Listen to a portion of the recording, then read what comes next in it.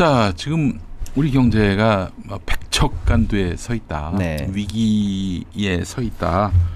이렇게 말할 수 있을 텐데 지금 한국 극우가 네. 반동을 하면서 막 지금 다시 또 한국의 정치적 안정성이 네. 흐려지고 있고. 그렇죠. 그래서 지금 또 성장률도 맞습니다. 위태롭다 이런 얘기가 나오고 맞습니다. 있어요. 예. 여기 조금 맥락이 있는데 네. 한국은행이 말이죠. 네. 2달 전쯤에 네. 2024년이죠. 네. 11월 개엄 전? 예, 개엄 전에 네. 2025년을 예상하면서 1.9% 성장할 거다라고 전망을 내놨어요. 이것도 좋은 게 아닙니다. 이것도 그렇죠. 낙제점입니다. 낙제점인데. 이거 완전 낙제점이에요. 1%라는 거는. 예. 그런데 이제 그 사이에 계엄이 났단 말이에요. 그래서 이제 지난주에 한국은행이 기준금리를 발표하면서 기준금리 내용과 상관없는 내용을 한국은행 총재가 별도로 기자간담회에서 아주 힘줘서 얘기한 게 뭐냐. 다음번 한국은행의 경기 전망이 2월 달에 예상이 돼 있다. 3개월 단위로 하니까요. 정기 전망이 2월 달인데 자기네가 11월 달에 전망했을 때하고 지금 상황이 급변한 게 있다. 바로 뭐냐. 내란 계엄 사태가 터졌다. 그래서 이것 때문에 경기가 급속히 얼어붙고 있고 최악의 경제 성장률을 현재 보일 것으로 전망이 되는데 한국은행이 양심상 2월 달 정기 전망할 때까지 기다릴 수도 없다. 왜냐? 너무나 지금 상황이 안 좋기 때문에 3개월 전에 했던 전망을 유지하고 있다는 것만으로도 시장에다가 잘못된 정보를 주고 있는 거나 마찬가지 아니겠습니까? 그래서 2월 달 정기 전망을 기다리기도 전에 그냥 바로 아주 극히 이례적으로 그냥 수정 전망을 내겠다라고 지난주에 발표를 했어요. 네. 그 수정 전망이 뭐냐라고 한 게 이제 이번 주에 나왔는데 지난번에 1.9% 성장할 거라는 전망치를 무려 최대 0.3을 낮춰서 네. 1.6에서 1.7로 전망했는데 그냥 1.6이라고 볼게요. 예. 쉽게 말하면 0.3을 낮춰서 1.6으로 전망했습니다. 예. 야. 그러니까 지금 이 극우의 득세, 윤석열의 내란 사태로 인해서 2달 동안에 우리나라 경제 성장률 최소 0.3을 까먹은 거예요. 그러니까 지금 언론에서 나오는 게 이 정도고, 근데 문제는 뭐냐? 그 이제 우리 거지픽님이 성장을 하는 게 신기하긴 해요라고 하셨는데 아니 이거는 사실 이게 성장이 아니에요. 아닙니다. 예. 이 자연적으로 들어가는 물가나 이런 걸 고려하면 실질적으로 마이너스 성장이에요. 그럼요. 예. 물가가 얼마나 오릅니까? 그리고 예. 정부의 예산이라든지 이런 게 자연적으로 들어가는 걸 우리가 경상성장률이라고 하는데 그렇죠. 노인들이 늘어나면은 당연히 예. 그거를 합당한 그런 거를 고려하면 지금 비용. 마이너스 상황인 거예요. 네. 말씀 주신 것처럼 지표가 마이너스가 아니라는 걸로 이게 마이너스가 아니다. 이것도 신기하다. 물론 어떤 의미인지는 알겠습니다만 그렇게 예. 보실 게 아니고 이게 처참한 상황이다 이렇게 보시면 되는 겁니다. 예. 더군다나 문제는 뭐냐면 우리가 이제 성장률을 낮췄지 않습니까 지금 네. 이런 식으로. 예. 근데 이제 이건 뭐냐면 한국은행이 여기다 추가적으로 사족을 더 달았는데 예. 내가 1.6으로 전망했는데 앞으로 한두 달 사이에 이 극우가 득세하고 내란 문제가 잘 해결이 안 되면 추가적으로 0.2는 더 내려간다는 거예요. 그럼 한국은행 전망으로도 1.5가 깨질 가능성이 있다는 거거든요. 근데 지금 JP모건이라든지 예. 주요한 외국계의 전망은 현재 이미 1.5대가 무너졌습니다.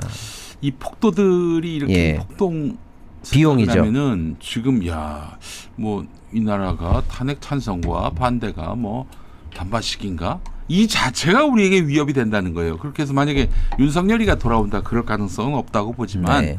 된다?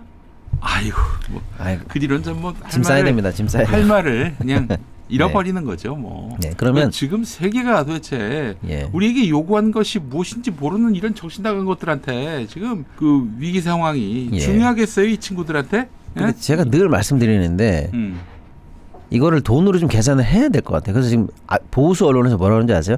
이거 내란 때문에 내려간 성장률을 0.2로 잡고 그거를 이제 지표로 계산하면 6조다 이렇게 얘기하는 신문 기사들이 많이 나옵니다. 네. 그래가지고 뭐 충격 뭐 이렇게 얘기하는데 얼음 반푼을 수도 않는 얘기합니다. 네. 수백조입니다. 수백조. 6조 아니에요. 6조밖에 안 된다는 것 자체가 놀랍네요. 웃기는 얘기입니다. 누가 처음에 6조라고 해서 다 받았을 거예요. 검증도 없이. 웃기는 6조 아닙니다. 예.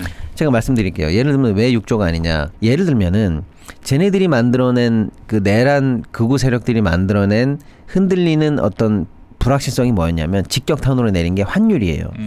근데 한국은행 총재가 재밌는 얘기를 했어요. 제가 지난번에 말씀드렸는데 내란 사태 때문에 환율이 적어도 30원은 영향을 받았다. 이렇게 정확히 얘기했거든요. 네. 10원이 환율이 오르잖아요. 한국전력이 2천억씩 적자를 봅니다. 10원에 2천억이에요. 그렇지. 그럼 30원이 지금 내란 때문에 올랐다는 거거든요. 네. 그럼 한국전력은 앉은 자리에서 7천억에서 7,500억 정도의 적자가 났다는 거예요. 그럼 가스공사는요? 석유공사는요? 네. 정부가 조달해야 되는 해외 조달 물품도 어마어마하거든요. 네. 그것만 앉은 자리에서도 수조입니다. 그것만 해도 뭐 그것만 해도 수조인데 예. 그다음에 내란 세력이 일으켰던 결정적인 금융 불안 때문에 네. 그때 떨어졌던 날들 이제 전체적인 건 얘기하지도 말자는 너무 심하니까. 근데 예를 들어서 계엄이 났던 날, 또 2차 계엄이 날 것처럼 얘기됐던 날, 네. 1차 탄핵안이 부결됐던 날, 이런 날들 떨어졌던 주가만 계산해도 수백조입니다. 적어도 1차 탄핵이 부결됐던 날만 해도 200조는 그냥 앉은 자리에서 계산이 되니까요. 아이고야. 그날 제가 계산해봐서 압니다. 예. 200조예요. 네. 지금까지 또 뭐 이런 식으로 극우들이 폭동을 일으키고 호재를 방해해서 내려갔던 날만 계산해도 수백조입니다. 혹시 그 6조가 우리 저 극우들의 그 주식 투자 비용을 얘기하는 거? 그래도 6조 넘을 것 같은데. 그럼요. 6조 넘을 것 같은데. 그러니까 저 극우나 이 내란 세력들의 득세가 네. 정확하게 우리에게는 계엄 청구서로 다가오고 있고 한국 경제 성장률을 잡아먹고 있다라는 확실한 얘기가 지금 계속 나오고 있는데 한 말씀만 더 드리면은 제가 이제 가끔 기회 있을 때마다 말하는데 이게 문제가 뭐냐면요. 이게 이 청구서가 일회성이 아니에요. 이게 두고두고 갚아야 될 청구서가 할부로 수십 년에 걸쳐서 나올 건데 이런 겁니다. 우리나라는 그래도 수출로 먹고 사는 나라예요. 그러니까 세계 시장이 성장하면은 그 장사치가 장이 열리면 물건 많이 팔지 않을까요? 당연한 거죠. 그리고 세계 성장률이 좀 줄어들면 한국도 좀 연동해서 줄어든다. 그거는 괜찮다는 거예요. 늘 세계 시장과 연동해서 수출 수입을 같이 하는 나라니까 한국은 뭐 그 정도의 연동성을 보여왔는데 지금 문제는 뭐냐면 우리 성장률이 1.9에서 1.6으로 뭐 1.3으로 이렇게 계속 낮아지고 있잖아요. 이 최근에 두세 달 사이 일어났던 일인데 이 두세 달 사이에 세계 성장률은 어떻게 전망되고 있는가를 봤어요. 네. 점점 전망치가 수정됩니다. 어떻게 수정되느냐? 상향 전망으로 수정돼요. 세계 월드 평균이 0.3이 올랐어요. 네. 3에서 3.3으로 올랐습니다. 네. 그러니까 전 세계가 올해 그래도 안 된다 해도 평균 내면 0.3 증가로 다시 바뀌고 있다니까요. 근데 우리가 0.3이 떨어진 건 뭐예요? 거꾸로 보면 0.6만큼 벌어지고 있는 중입니다. 그러니까 세계 성장률이 올라가는데 우리가 밑으로 가고 있다는 우리만 동떨어져서 뒤로 가고 있다는 걸 좀 어려운 말로 하면 세계 성장률과 한국 성장률의 디커플링. 이게 구조적으로 고착되고 있다는 거예요. 네. 그러니까 완전히 수출 수입 시장과 동떨어져서 너 혼자만 낙제되고 있다. 다들 앞으로 나아가고 있는데 혼자만 뒷걸음질 치고 있다라는 게 지표로 확인되고 있습니다. 네.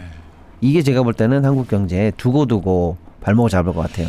그러니까 지금 우리 경제의 그 현실과 앞날에 대해 아무 관심이 없는 자들이 지금 벌이고 있는 이 난장판. 그러니까 그들이 서부지법 가가지고 그 폭동을 일으키면서도 일말의 부끄러움을 못 느끼는 거 아니겠어요? 네. 그러니까 이런 아주 정말 소시오패스트. 네. 이들이 지금 득세를 하면서 그게 여론조사에 반영이 되고 공직사회가 여기에 여파를 입어서 혹시 윤석열 돌아오는 거 아니야? 쩔쩔매고 이런 현실이 너무 참 비루하고요. 그래서 헌법재판이 너무 길다. 네네네. 사실 각오는 했거든요. 윤석열이가 앉아서 당할 그런 인간이 아니지. 박근혜와 또 달라서 나름대로 법기술을 짜고 법꾸라지기 때문에 틀림없이 하여간 온갖 수단 방법을 다 동원해서 이 자기 우호적인 여론을 만들어가지고 그렇게 해서 국면을 돌파하려 할 것이다라고 생각을 했는데 정말 참 너무 힘듭니다. 예를 들어서 이제 뭐 증인을 대량으로 신청해가지고 지연시키고 뭐 최상무기를 통해서 뭐 헌재 재판관 임명 안 시키고 이런 것도 말도 안 되지만 저는 이 세력들이 이 법원 폭동을 뒤에서 기획하고 획책하고 사주하고 그렇죠. 이렇게까지 해서 국가 전체를 사실은 전복시키려고 할 정도로 생각하고 있었다는 게 정말 놀랍고 이 정도까지 우리가 좀 역으로 무엇이든 할 수 있는 세력들이다라고 생각하고 예. 역으로 우리가 더 촘촘히 예. 생각하고 준비하고 해야 될 것 같아요. 예를 들면은 법원 폭동에서 일어났던 일들을 저는 너무 놀란 게 저 정도로 사이즈가 사실은 이게 법적으로 보면 굉장히 큰 문제거든요. 그렇죠. 저건 단순히 공무집행 방해도 되지요. 특수공무집행 방해도 되지요. 특수공무방해 치상도 되지요. 그다음에 이제 다중이 일으킨 소요죄도 되지요. 심지어는 내란죄도 가능하죠. 거기다 오늘 여러 가지 이제 어제부터 쭉 나오는 그 영상 분석을 보니까 불을 질렀단 말이에요. 네. 예. 아, 불 지르려고 했었어요. 예. 예. 이거는 현주 건조물 방화거든요. 아, 이 새끼는 예. 살아서 못 나올 것 같은데. 이거 걸리면? 그러니까 이게 이제 보통 분들은 그러니까 이게 법을 잘 모르시는 분들은 이게 법에도 위계가 있거든요. 예를 들어서 사람한테 욕한 거가 중할까요? 때린 게 중할까요? 때린 게 중하죠. 그렇죠. 그게 이제 폭행이죠. 예. 때린 게 중할까요? 때려서 다친 게 중요할까요? 때려서 다친 게 당연히. 그래 폭행 치상이 더 세죠. 예. 그거보다 더 위가 뭐냐면 치사. 상해죠, 상해. 예. 아예 상해죄가 있으니까 이게 점점 이렇게 올라갑니다. 예. 근데 이제 방화는요. 예. 어마어마하게 큰 범죄입니다. 그렇죠. 예. 이게 방화를 한 그 의도를 알겠어요. 증거를 다 없애려고. 예. 그렇잖아요. 다 불타 없어지면은 누가 뽀겠는지 뭐 혹은 뭐 저기 네. 들어 엎었는지 네. 알 수가 없잖아요. 그리고 방화 지문도 다 지워지고. 그렇죠. 근데 방화도 그냥 방화가 있고 네.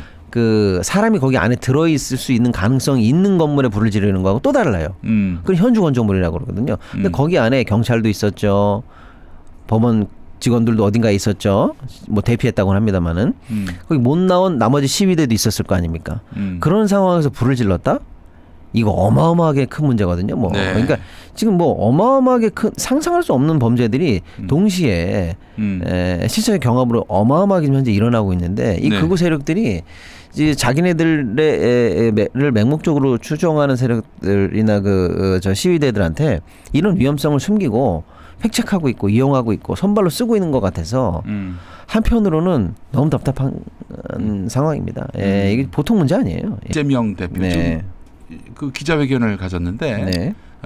이념, 진영 중요하지 않다 민생에는 뭐 그러면서 민생 행보, 네. 실용 행보를 걷겠다 이렇게 얘기를 했는데 예. 자 일단은 이재명 지금 대표가 꺼낼 수 있는 카드가 무엇이 있을지 이것도 굉장히 관심사입니다. 일단은 차분하게 민생을 준비하는 모습을 좀 보여주려고 하는 것 같아요. 그러면서 이제 지금 최근에 한 두세 가지 정도 민주당에서 경제 행보가 나왔는데 하나는 참 여러분 이런 거 좀 속지 않으셨으면 좋겠는데 이런 거예요.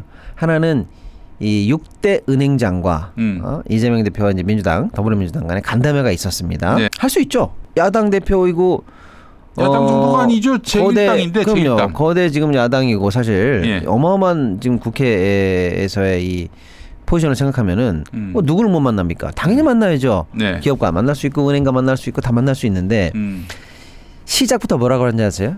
뭐라고? 이런 민생 행보에 대해서 예. 극우 보수지들은 이렇게 얘기합니다. 봤어. 관치 때문에 힘든 은행들 이제 이재명 눈치까지 보게 만드나? 이러면서 마치 은행들 겁주러 간 모양새처럼 야 은행 영업하기도 힘든데 이제 이재명이 은행을 압박해서 대권놀이 들어갔냐라는 식의 보도가 쏟아집니다. 네. 이런 거 여러분들께서 속지 않으셔야 됩니다. 그럼 이재명 대표나 민주당이 왜 은행을 찾아갔냐? 지금 금리를 한국은행이 내린다 하고 실제로도 2번 연달아 내렸는데 실제로 현장에서 서민들이나 영세한 중소자영업자들이 이 낮아진 금리 효과를 잘 못 보고 있어요. 그야말로 민생이 현재 도탄 아닙니까? 네. 자영업자 대출이 1064조를 돌파해서 역대 최고치고 예. 연체율이 분기 이것도 뭐 어마어마하게 지금 올라가고 있어서 18조입니다. 네. 지금 죽게 생겼어요. 예. 이 상황에서 정부 여당은 이 해야 될 일을 안 하니까 간 거예요. 예. 가서 이렇게 얘기한 겁니다. 소상공인 서민 금융 지원에 나서달라. 예. 너무나 좋은 얘기 아닙니까? 아니 그 너무나 필요한 얘기 아닙니까? 아니 이제 국회의원이라도 가서 그럼요. 그렇게 예. 그 저기 호소할 수 있는 거 아닙니까? 그렇죠. 예. 그 얘기를 하러 가서 그 간담회를 했는데 은행들 이제 야당 눈치 보게 만들었다는 식으로 반경제적인 퍼포먼스를 한 것처럼 호도하고 있는데 이거 속지 마십시오. 너무나 중요한 얘기, 너무나 필요한 얘기를 하러 갔다라는 거고. 네. 그래서 사실 제가 여기서 한 말씀 더 드리면 민주당이 더 원래 중요한 얘기를 하려고 그랬는데 하도 이런 극우 보수들의 말도 안 되는 트집이 세서 네. 차마 못한 얘기가 있어요. 원래는 네. 이 얘기까지 하려고 그랬었죠. 예. 은행장 간담회 때 뭐냐. 아예 왜 너희들 서민 자영업자들에게 금리 높이느냐. 금리 낮춰라. 라고 해서 네. 사실 금리 구조가 이렇게 되어 있거든요. 은행도 돈을 어디서 조달해서 빌려주는 거 아닙니까? 그렇죠, 그렇죠. 그래서 은행에 쉽게 말하면 돈을 사오는 거 조달 원가라고 보시면 되겠죠. 그 원가가 이제 코픽스 금리 더하기 뭐 이렇게 해서 만들어집니다. 거기다가 은행이 어떻게 하느냐. 각자 이제 대출을 할 때 자기네들이 금리를 더 얹습니다. 그걸 소위 말하는 이제 가산금리라고 하는 거죠. 네. 예를 들어서 이제 A라는 사람이 돈을 끌어왔어요. 그러면 이제 은행이 그 돈을 그 A라는 사람에게 꿔줄 때 조달하려고 했던 원가가 2%라고 해볼게요. 그럼 여기다가 이제 자기가 마진이라든지 이런 걸 얻는 거 아닙니까? 그걸 이제 가산한다라고 해서 가산금리입니다. 그래서 나는 당신에게 1%를 얹어야겠어라고 해서 1%를 얹으면 이제 3%로 대출이 나가는 거죠. 그렇죠. 자, 그런데 가만히 뜯어보니까 야, 이 사람에게 필요한 어떤 그 대출에 필요한 마진이라든지 너가 3%로 그러니까 가산을 얹을 수 있는 부분 그거 얻는 건 내가 이해가 되는데 가만히 보면은 이 사람에게 얹지 않아야 되는 거 원래 네가 담당해야 되는 너의 영업비용 있잖아. 너 왜 그거 소비자한테 가산해서 얹어? 그렇지. 그러니까 소비자 금리가 계속 올라가는 거 아니야. 네. 라고 해서 민주당이 현재 발의한 법안이 있습니다. 뭐냐. 가산금리에서 너의 영업에 들어가는 거는 얹지 마. 라고 해서 이거는 소비자에게 전가시키지 마. 네가 부담해. 라고 하는 법률이 발의가 되어 있어요. 예를 들면 이런 겁니다. 여러분 은행에 예금했는데 은행이 망하면은 그 돈 날리는 거잖아요. 그래서 최소한 5천만 원까지는 은행이 망해도 여러분들에게 돈을 돌려줍니다. 예금자 보호 제도죠. 예금자 보호자법. 근데 지금 예금자 보호법. 예. 근데 그게 올해는 이제 1억까지는 활동가 올라갈 예정에는 있습니다만 가만 생각해 보십시오. 그러면 그건 은행이 망하면 그거 누가 돈을 주는 거지? 예금보험공사가 돈을 주는 거예요. 그렇죠. 예. 그러니까 쉽게 말하면 여러분 가만히 있는데 은행이 이 영업을 할 때 내가 망하면 사회적으로 문제가 되니까 내가 망해도 여러분들은 돈을 받을 수 있습니다. 네. 라고 해서 은행이 예금보험공사에 보험을 드는 거예요. 그래야죠. 네, 은행이 보험을 드는 겁니다. 예. 그래서 예금보험공사 은행으로부터 보험료를 받고 있다가 진짜 그런 일이 생기면 이제 대신해서 갚아주는 이 구조거든요. 그럼 예금보험공사에 은행이 보험 들 때 들어가는 비용은 누가 내야 되는 거예요? 은행 지가 내야 되는 겁니다. 네. 자, 그런데 여기 가산금리에 그게 들어있어요. 예금보험공사에 들어가야 되는 보험료가 고객에게 전가시켰다니까요. 네. 이런 거 하지 마. 그래야 금리가 낮아지지. 소비자에게 전가시키지 마. 예를 들면 이런 어떤 아주 합리적이면서 당연히 해야 될 일을 지금 민주당이 하고 있어요. 그런 것도 이참에 은행장들과 얘기하려고 했는데 하도 이 보수 일각에서 은행들 잡으려고 그러냐라고 은행을 편드는 뭐 바람에 한마디만 하면 뭐 그냥 눈 하나 깜짝해도 그냥 그걸 뭐 모든 무슨 나쁜 의도로 해석을 하고 그러니까요. 악행으로 매도를 해요. 그래서 결국 간담회 하루 전까지 그게 간담회 의제였는데 하도 뭐 생사람을 잡아내니까 그건 의제를 못 올렸어요. 못 올리고 나중에 국회에서 조용히 처리할 때 얘기하기로 하고 결국에는 서민금융 지원 또 영세 소상공인 자영업자 지원 사회적 상생에 더 많이 나서 달라라는 당연히 지금 필요한 얘기를 했다. 이런 얘기가 있습니다. 그러니까 결국에는 민생 행보 정말 어려운 데를 긁어내는 행보를 현재 하고 있다. 이렇게 짚어드리고요. 또 하나가 뭐냐면 이제 민주당에서 발의한 게 뭐냐면 지역화폐. 지금 그렇지. 민생이 너무 어려우니까 그 지역화폐에다가 국가 예산을 지원하는 법안을 현재 다시 한번 발의했는데 이거 살짝만 설명드리면 이거 이미 발의했었어요. 근데 어떻게 됐게요? 당연히 통과됐죠. 근데 어떻게 됐습니까? 거부권 행사돼서 날아간 거를 지금 다시 재발의를 민주당이 했습니다. 정부 여당이 반대하는 이유는 뭐 말도 안 되니까 얘기하고 싶지도 않지만 이런 식이에요. 뭐 그거 거기에다 돈 써가지고 뭐 민생이 돌아오느냐 뭐 이런 얘기는 이제 그만하고 뻔하니까. 근데 여러분 이런 겁니다. 예를 들어서 그럼 이 법안이 없으면 지역화폐가 없냐? 이거 아니에요. 지금도 전국 450개 지자체 중에서 이미 자체적으로 지역화폐를 하고 있는 데가 140개가 됩니다. 이미 하고 있어요. 근데 이제 문제는 뭐냐면 저 어디 시골 지자체는 세금이 없어요. 자체적인 재원으로는 직원들 월급도 못 주는 데가 100군데가 넘습니다. 예. 근데 그런 데에서는 그럼 그 지역에 있는 지역화폐는 어떻게 해야 되냐? 자체 예산이 없으니까 하고 싶어도 조금밖에 못 해요. 근데 예를 들어서 뭐 어디 강남에 돈 많은 자치구라든지 예를 들어 뭐 과천 같은데 경마장 같은데 이런 데 있는 게 있지 않습니까? 또 예. 기업이 많은 그런 데에서는 자체 수입이 많으니까 지역화폐를 활발하게 발행을 이미 하고 있어요. 네. 그러면 국가적으로 한번 보자고요. 지역화폐를 어느 지역은 활발하게 발행하고 어디는 활발하게 발행을 못해요. 이미 하고 있는데 이유는 뭐냐? 자체 세원 때문입니다. 그러니까 이참에 지자체 간의 형평의 차이가 너무 나서 어디는 하고 어디는 못하면 내가 장사를 하고 있는 지역의 지자체 예산에 이것 때문에 내가 이거를 하느냐 못하느냐가 걸려있는 게 이거 불평등하지 않느냐라고 해서 지역화폐를 당신네들이 한다면 국가가 이 정도는 지원할 수 있게 해야 네. 전국이 고루 지자체마다 형평의 차이 없이 이게 진행될 수 있지 않겠느냐. 네.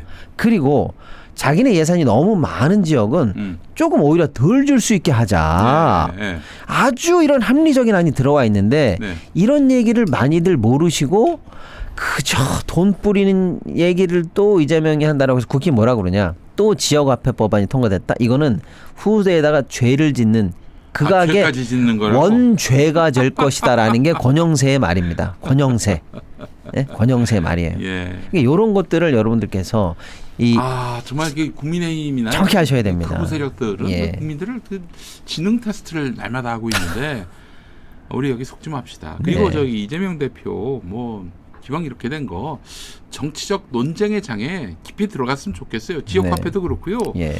뭐 기본 사회 예. 관련해서 네네. 지난 대선 때 뭐 이거에 대해서 뭐 당 내부에서 뭐 논란이 있어가지고 결국 접었는데 경선까지만 얘기하고 안 돼요. 네. 지금 가처분 소득이 없는 사회에서 그렇습니다. 이거 또 노동이 이제 그야말로 단절되는 시대, 다 네. 키오스크가 대신하는 이런 시대에서 어떻게 소비를 진작시켜서 내수를 지킬 수 있겠어요? 그렇습니다. 내수 시장을 네네. 하겠다라고 예. 선언을 하고 논쟁의 장을 열었을 때 예. 그냥 일일이 만나서 각계격파할 수 있는 거 아니겠습니까? 네. 논쟁이 없으니까 문제인 거예요. 그죠? 네. 그래서 사실 어제 당 쪽에 계신 분한테 이 대표가 아침에 이제 연설을 하실 때 민생, 예. 경제 얘기 너무 훌륭한 얘기고 네. 한마디 한마디는 정말 보석 같은 얘기인데 네. 언론들이 전혀 보도를 안 해줘요. 맞습니다. 야, 이것들 뭐 맨날 민생 뭐 내팽개친다 이러면서 연병을 떨던데 아니 그 민생에 대해서 제1당 대표가 가장 큰 관심을 갖고 날마다 현실을 정확하게 짚어내고 대안을 제시하는데 그 보도를 안 해. 보도를. 그러니까 네. 아무 일도 안 하는 것처럼 보인다고. 그래서 정치적 논쟁의 장에 들어와서 이야기하려던 민생 대책, 경제 살리기 네. 이 레토릭을 펼치는 것이 어떻겠는가. 네. 뭐 저는 그런 생각을 그렇죠. 해봅니다. 예. 근데 한편으로는 이제 오히려 이제 우리 방송 같은 데에서 그 보수들의 이 왜곡들을 좀 걷어내고 정확하게 좀 우리 독자님들도 구독자님들도 좀 아시라고 제가 가지고 왔습니다. 묵묵히 지금도 민생 경제를 걱정하는 거는 역시 네. 민주당밖에 없어요. 예. 권영세가 뭐 얘기하겠습니까? 예. 권성동이가 뭐 그 대책을 내놓겠습니까? 그렇습니다. 예. 자, 여러분 하여튼 쉬운 싸움은 없습니다. 그럼요. 자, 지금 또 게다가 그들이 15년 동안 악마화했던 사람이 지금 대통령이 될 가능성이 높아졌기 때문에 네. 그들은 더 총괄기하고 있어요. 그렇죠. 네. 내란범인데도 불구하고 지금 옹호하고 나서는 이유가 뭐겠습니까? 대선 때문이에요. 대선에서 그럼요. 네. 이재명한테 정권 넘어갈까봐인데 자, 우리 똘똘 뭉칠 때입니다. 지금 가벼이 안이하게 생각할 때가 아니에요. 네. 네. 이남장 설렁탕 먹고 힘냅시다. 아유, 그렇죠. 고기가 끝도 없네. 끝도 없어. 끝도 없이 부드러운 고기가 계속 나오네요. 계속 들어갑니다. 네. 자, 그래요. 저희는 이남장 설렁탕 먹겠습니다. 내일 다시 올게요. 감사합니다.